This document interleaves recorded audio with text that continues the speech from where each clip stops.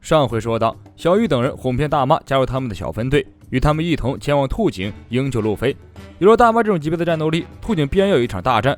囚犯采石场兔井，尤斯塔斯基德丢下路飞独自越狱逃脱，两名人造恶魔果实能力者登场，一个是看守羊驼精，另一个则是副看守长真打蝎子精。因为路飞送给纹身老爷子很多食物兑换券，惹来蝎子精极为不满，将老爷子抓住一顿乱踢。该说了吧，到底是谁给你的兑换券？不说就杀了你！蝎子精将老爷子提起来，怒气冲冲。老爷子挣扎了几下，微微一笑：“我死也不会说的，贯彻正义，帮扶弱小，不屈服于你们这些蠢货。”看到那个男人，我产生久违的感觉。这里是武士之国，以前有很多人像那个男人一样，只不过都被你们杀掉了。你也杀了我吧，笨蛋！蝎子精气得浑身发抖，让我杀了你！我这辈子都没有见过这种要求，那我就成全你。在一边看半天热闹的路飞拨开人群走出来，腾空跃起，一脚踹在了蝎子精的脸上。老爷子看到这一幕，激动得四体横流。他看着路飞的背影说道：“别再让我流泪了，小子！”周围的小喽啰嚷嚷着要给路飞实施死刑，但是无人敢上前，只敢在一边起哄。此时囚犯采石场外面，大看板意在奎因坐着专属的驻车驾到。看守们见到奎因后，欢呼地打开了囚犯采石场的大门。刚一开大门，奎因就听见一阵阵喧闹，满头的问号。采石场内，看守们嚷嚷着处死路飞，囚犯们一脸愁容。虽然路飞干掉副看守长的壮举很值得人佩服，而且也确实很解气，但是敢对看守出手的人必死无疑。路飞看来也就到头了。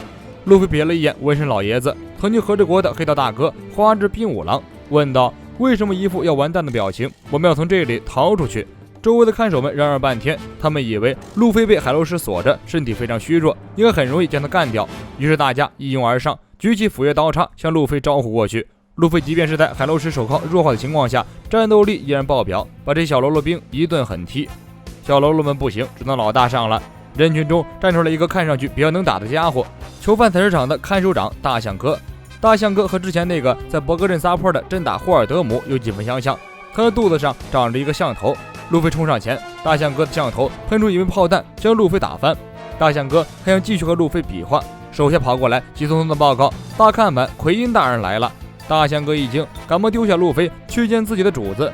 这个悬赏金13亿2千万的大人物意在奎因也是个逗逼，正看着小紫的照片发情，但他还不知道小紫被狂死狼砍了，琢磨着任务做完后就去青楼找小紫快活一番。随即奎因把小紫的照片一收，带着手下们在监狱临时搭起来的舞台上搞起了歌舞表演。玩也玩够了，跳舞也跳完了，该处理正事了。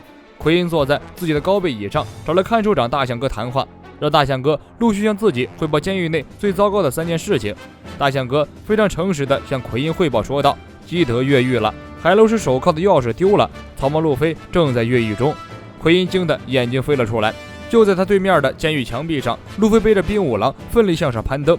奎因都惊呆了：“你小子是当我瞎了吗？我他妈看不见你越狱！”这些看守们也是一群憨逼，就在下面静静地看着路飞向上攀登。奎因怒喝一声：“你们是集体瞎了吗？那有个犯人越狱，你们看不见？给我抓回来！”看守们这才反应过来，齐声欢呼。接着围在监狱的墙壁下面往路飞那里丢石头和刀子。看到这里，我缓缓打出一个问号：囚犯采石场就是这么阻止犯人越狱的？靠石头和飞刀？看守长大象哥急于在奎因面前表现自己，拨开小弟们站出来，喷射出一枚炸弹，正中路飞。路飞将冰五郎护在怀里，而从墙壁上跌落下来。周围的看守们一起向前包围过来。大象哥一声令下，看守们嚎叫着涌上来。路飞拉开冰五郎和看守们打成一团。大象哥负责在远处用炮弹进行远程打击，看守们则负责近战拖住路飞。路飞被海楼石手铐锁着，功力大减，加上对方人数太多，几招之后就被蝎子精和大象哥给抓住。囚犯采石场干部塔，囚犯们手脚铐的钥匙就藏在这个保管间内，由凯多的手下给付者把守着。雷藏伪装成兔井的看守，利用一点小计策哄骗这里的看守打开了金库和海楼石保管箱。雷藏一眼看到保管箱中的海楼石手铐，二话不说抓起来就跑。这时看守才反应过来上当了，不过负责人是个螃蟹给付者，一激动只能横着跑，屁用不顶。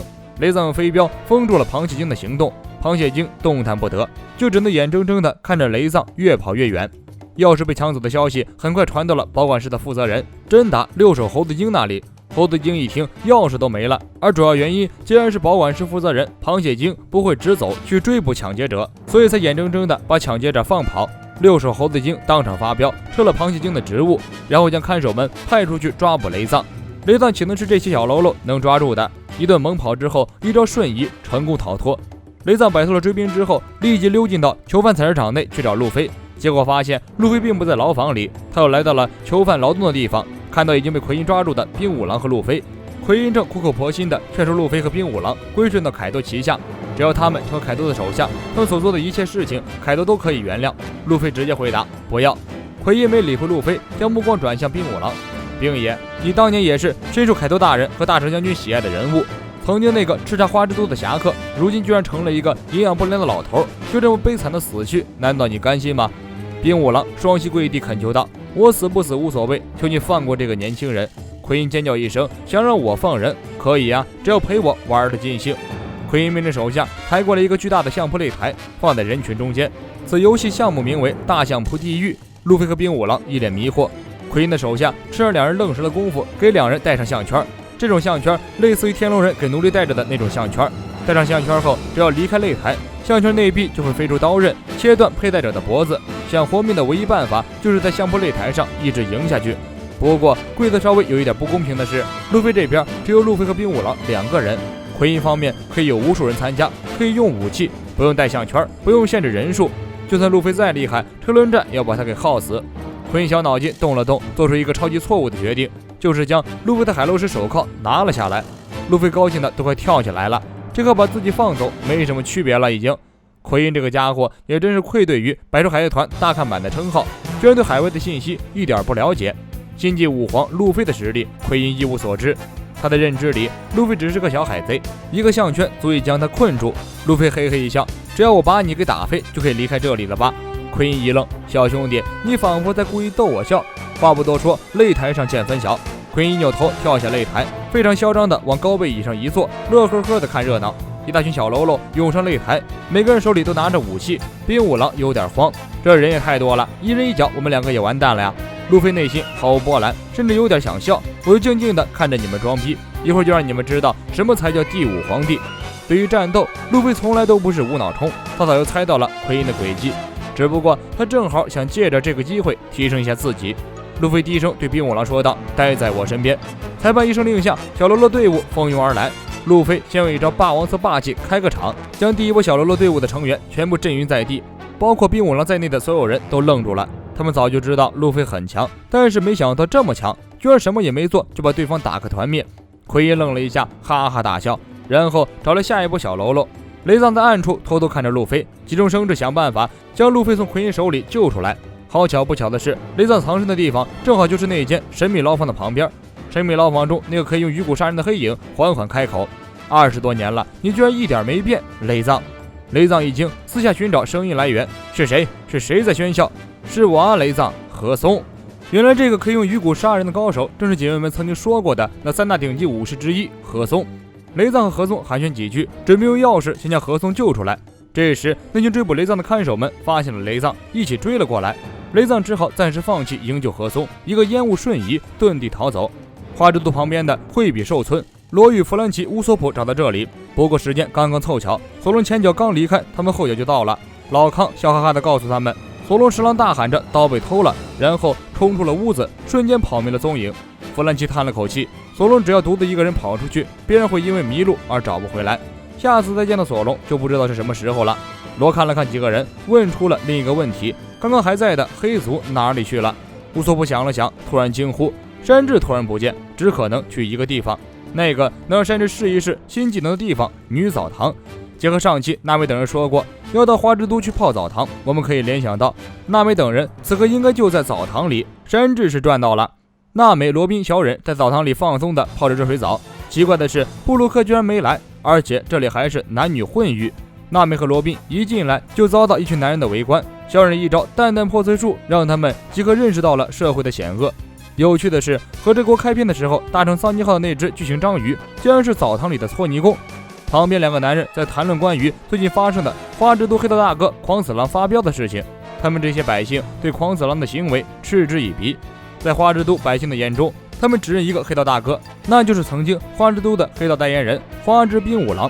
没错，就是和路飞在囚犯采石场中相识的那个瘦小老头。20年前，冰五郎统领了花之都的整个黑道，其他5乡的黑道大哥都很卖他面子。冰五郎对百姓也很温柔，深得民心，是一个力量与名望兼备的真正侠客。关于玉田年轻的时候对冰五郎也相当崇拜，毫不夸张地说，如果当下冰五郎加入警卫门这个讨伐凯多的队伍，可以很快就聚集5000人。但是现在这种情况，在1周内聚集5000人的希望十分渺茫，聚齐500人就已经很不错了。娜美很吃惊，这个冰五郎居然这么牛批，那么只要找到他就可以了。小忍摇摇头，除了观众和路飞，没人确定冰五郎是不是还活着。有传言说，20年前冰五郎因为拒绝归顺黑炭家，已经被大蛇将军给杀了。而大蛇玉庭忍者番众的老大锥子头，曾经是和冰五郎一起支撑光月家玉庭番众的同伴。他一见光月家族大势已去，立刻倒戈到了大蛇这边，成为大蛇的马仔小弟。小忍曾经就是锥子头的属下，因为不堪忍受这种羞辱，选择离开锥子头，现在成为锥子头忍者番众的追捕对象。3人聊完天，也泡完了澡，小忍提出来请罗宾和娜美到2楼喝茶。突然，浴室里闯入一大群凯多海贼团的小喽啰兵，带头的人则是真打霍金斯。霍金斯不知道从哪里得到了情报，特意来查脚踝上纹有新月纹身的人。小忍3人有点慌，尤其是娜美和罗宾，因为霍金斯和他们都认识，看一眼就马上会认出他们。关键时刻，那位身上的浴巾脱落，凹凸有致的超级身材迷晕了现场绝大部分的人，也迷倒了暗中一直默默偷窥的山治。这个家伙利用隐形黑战斗服实现了自己多年的愿望，偷看女澡堂。霍金斯看到山治后，立即叫来增援德雷克。巧的是，两人都是北海出身，对山治这身装扮再熟悉不过。北海有谁没听过吉尔玛66呢？周围群众们产生恐慌，尖叫着向外逃。娜美3人随着人流逃走，霍金斯和德雷克出手拦截，山治上前以一人之力挡住他们2人，不许对女士出手。山治这个能力相当棘手，移动速度敏捷，还有隐形和悬浮能力，霍金斯和德雷克根本打不过人家。山治趁他们2人不注意，抓着娜美3人带他们飞向空中逃离。因为刚刚看到娜美的浴巾脱落，山治受不了刺激，一路飙鼻血。不过现在顾不得这些了，脚踝上有新月标识这个事情是个机密，居然被敌人所发觉，看来事情十分不妙。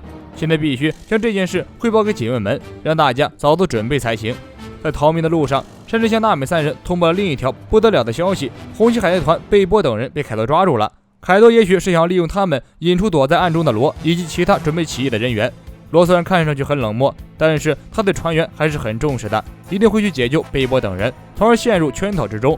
山治认真的说道：“必须先去阻止罗。”